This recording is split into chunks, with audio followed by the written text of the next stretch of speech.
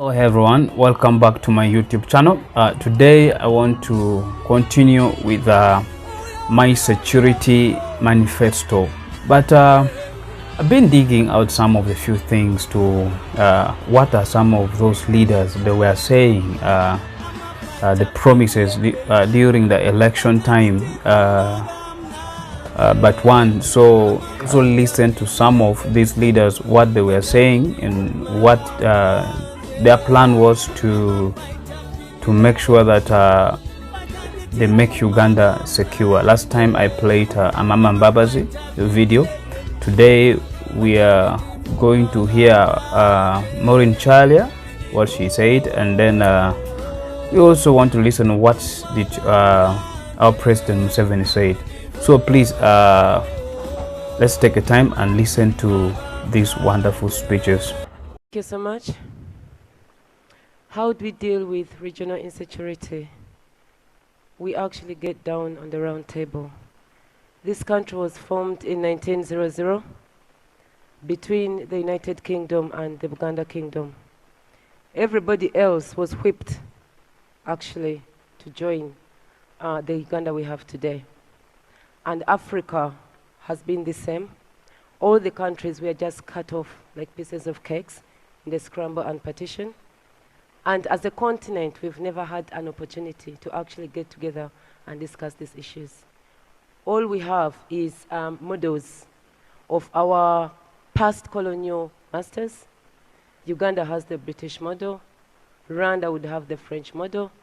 Everybody is chasing up after models of our colonial masters. So how am I going to deal with it?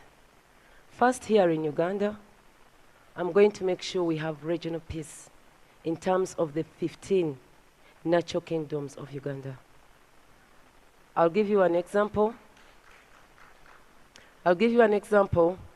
When I was moving in the northern area where there was insecurity with Kony, I realized that most of the fights there were between the Tesos, the Langis, Karamajongs, and Acholis. On both sides, the UPDF side and the Kony side. If they could sit together, it would be resolved. Come to East Africa, it is the same thing.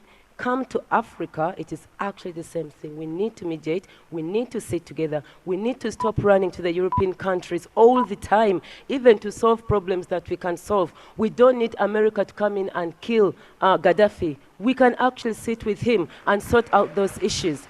So we need to sit down and sort issues together. Insecurity is ideological.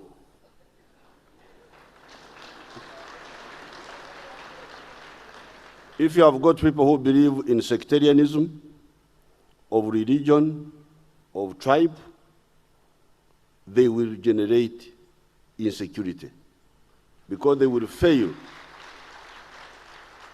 They will fail to unite the population, and they will even fail to build the institutions of the state, the armed forces.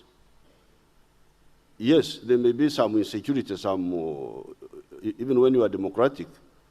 The Americans say they are the lecturers of democracy. But the other time they were attacked by the group, the one which blew up the two towers. So they had to defend themselves. Now, here in Uganda, some people have said we have absence of war, but that's not peace. Well, at least that's a step forward. Wow, you can hear that. You can hear how the people, we call them our leader, and that's how they speak. You know, for Maureen Chalia to give us the foundation that Uganda is formed as a result of Buganda Kingdom and United Kingdom, it's a good thing. Yes, it's good to know our foundations, how everything started, but that is not what is causing insecurity, the regional insecurity in our country right now. So then you can hear how they answer such kind of a question. You know, although I like the other part where she said that we need to come into the round table and and have all this sorted out. And now that's a good idea. You know, it's good for everyone to come into the round table and we sort this issue and the problem that's happening in our country. Yes, through a democratic process, peaceful means.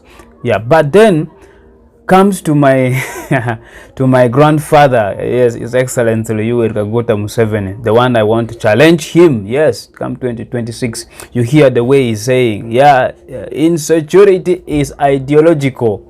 My, this is really interesting. So tear gassing opposition is ideological. Tear gassing our economy, as Honorable Minister Matia Kasaija put it, is ideological. Corruption is ideological. So according to my grandfather, our president, everything is ideological. To be honest, you see, Mr. President, not all the time we need to put things ideologically, you know. That's why things are not moving right 30 plus years in power, because you think everything has to be ideological. Now we need also to understand, we need to be human, we need to sit down and begin to understand what do Ugandans want. You see, okay, what did we do wrong, what did we do right, so then we see how to fit the gaps and how things went wrong. To me, according to me, one of the problem of the regional insecurity in our country, it's not the kingdom issues, it is not the ideological issues, it is regional imbalance. Regional imbalance, to be honest, which is economically, politically, socially, all these are included in. You see, when you look at how some of the regions and the way they're developing, you find that they can't even run themselves because they always depend on the central government.